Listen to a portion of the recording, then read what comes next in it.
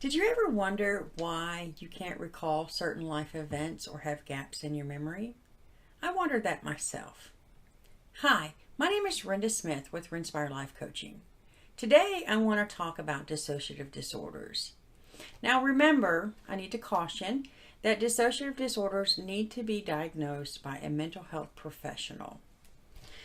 So let's talk about dissociative disorders. The DSM-5 has several different types of dissociative disorders, and the most common that are diagnosed are dissociative amnesia, depersonalization disorder, and the most severe is dissociative identity disorder.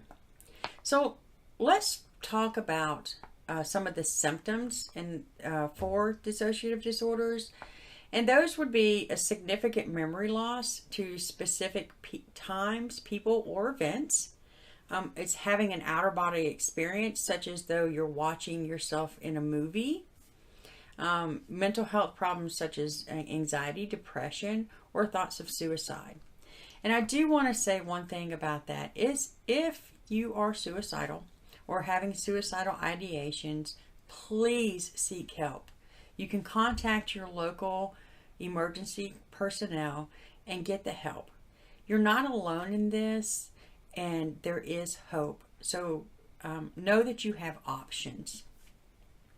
Another symptom in a dissociative disorder is a sense of detachment from your emotions or emotional numbness. And it's also having a lack of self-identity. So dissociative symptoms depend on the type of the disorder that's been diagnosed. And again, I remember that you need to be diagnosed by a mental health professional. So in the criteria for the DSM-5, the first one is dissociative amnesia. And that is that the main symptom is difficulty remembering important information about oneself. Dissociative amnesia may surround a particular event, such as combat, abuse, or more rarely, information about identity and life history. So the onset for an amnesic episode is usually sudden, and an episode can last from minutes to hours to days, or rarely for dissociative amnesia, months or years. There's no average age for onset or percentage, and a person may experience multiple episodes throughout their life. Okay, so that's dissociative amnesia. Depersonalization disorder involves ongoing feelings of detachment from actions, feelings, thoughts, and sensations as if they were watching a movie. And that's the depersonalization part. And sometimes other people and things may not feel real, and the things in the world around them are unreal. And that's derealization. So within the depersonalization disorder, there's depersonalization and derealization. A person may experience depersonalization or derealization, or both. So you can have one or the other or both. And the symptoms can just be a matter of moments or return at times over the years. The average onset is 16. The average age of onset is 16. Although depersonalization episodes can start anywhere from early to mid-childhood, less than 20% of people with this disorder start experiencing episodes after the age of 20. So if you experience depersonalization where things don't feel real, that's like the whole imaginary kind of thing with little kids, and it happens when there's a lot of traumatic events. And the most severe is dissociative identity disorder, and that's formerly known as multiple personality disorder. And this disorder is characterized by altering between multiple identities, and the person may feel like one or more are trying to have control in their head. So they hear voices, and they often fight within themselves. And often these identities may have unique names, characteristics, mannerisms, and voices.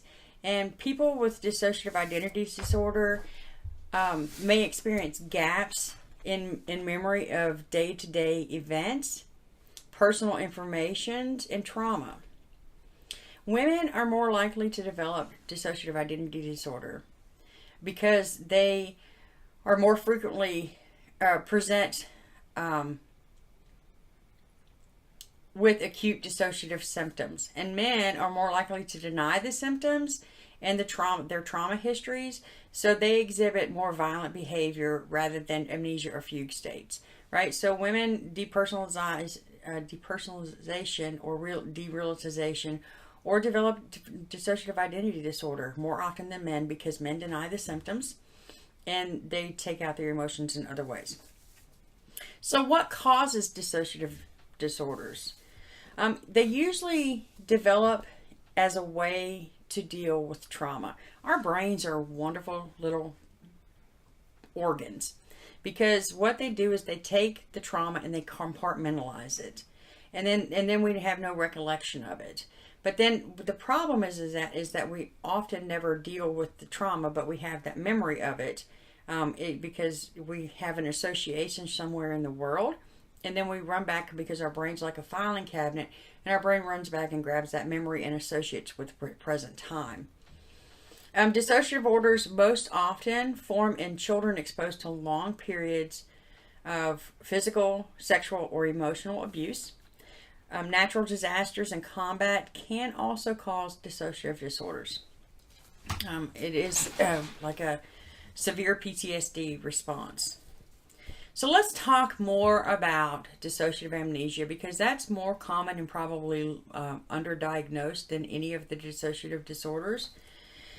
And the information lost is that of what would be normal of conscious awareness that would be described as audiobiblic memory.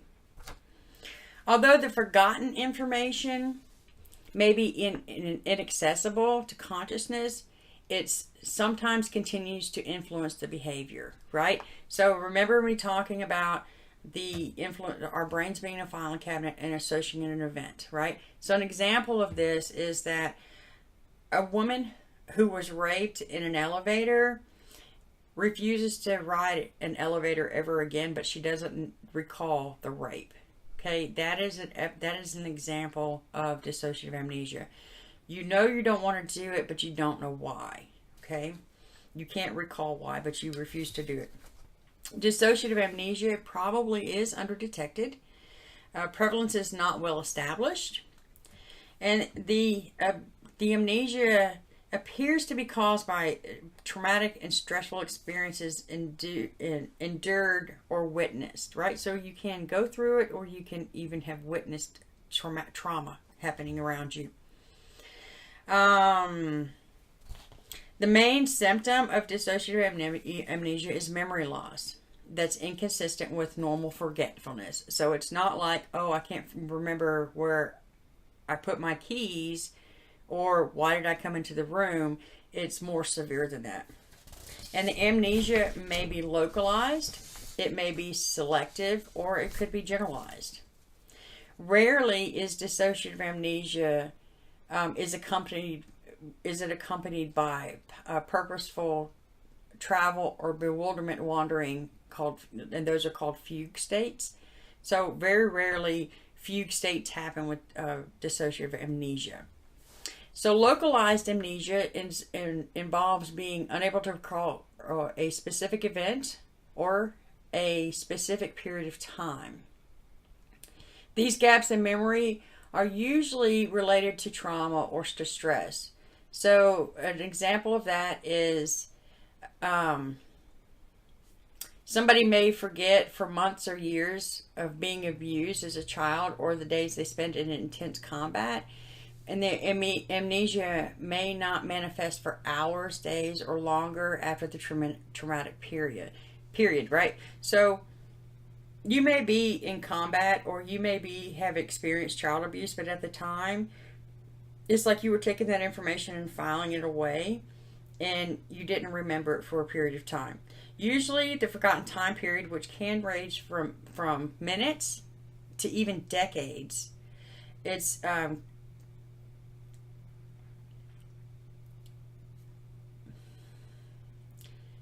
it's clearly demarcated, right? So there's no really set time of when when it's recalled, right? So like people who are in therapy, all of a sudden they recall being sexually abused as a child, and they don't trust those memories, but then they go back and they check with their family, or they talk to somebody that knew what happened, and then they find out that that's exactly what it was. Well, that period of time that you had no recollection of the sexual abuse, that's the dissociative amnesia state, okay? So then there's selective amnesia, and that involves forgetting only some of the events around. So it's about forgetting some of the events. So you might remember who it was that abused you, but you don't recall what led up to it, or you don't recall what you're wearing, or the other people that are around, or if anybody knew, or if you told anybody.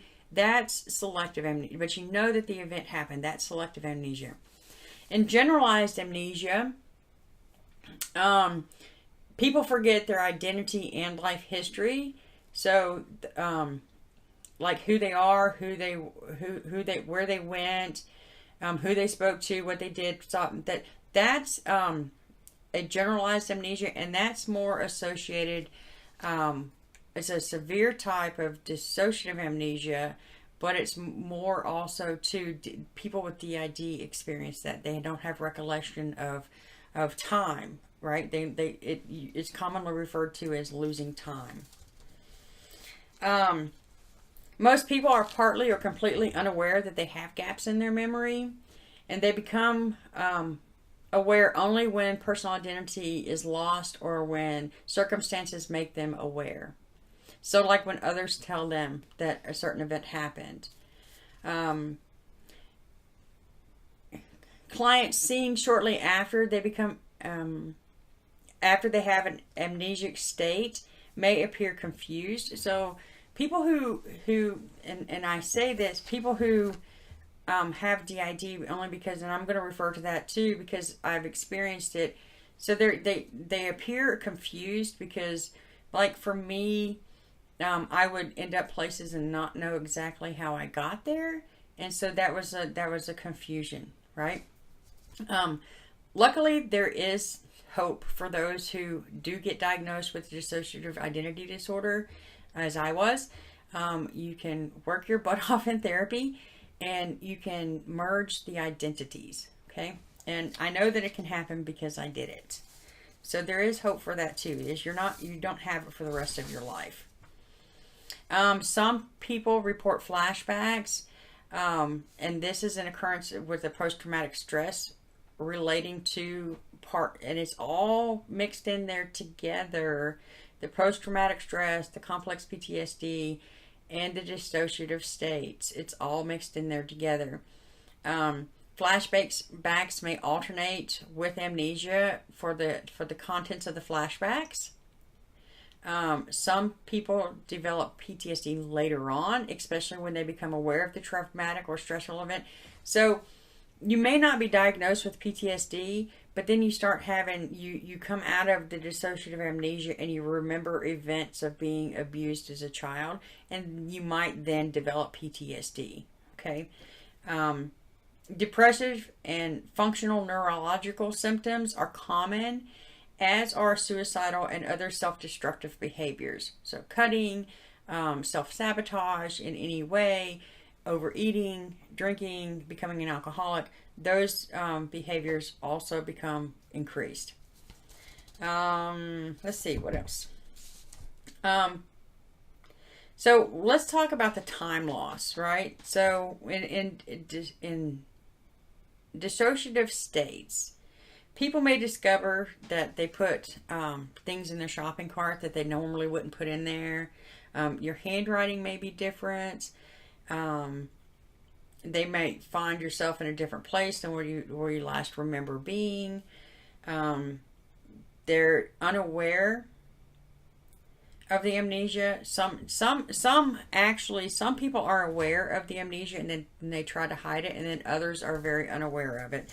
And then when it's noticed by others, people can't remember things that they've said or done, or important personal information such as their name. And that's really that's a severe form of dissociation.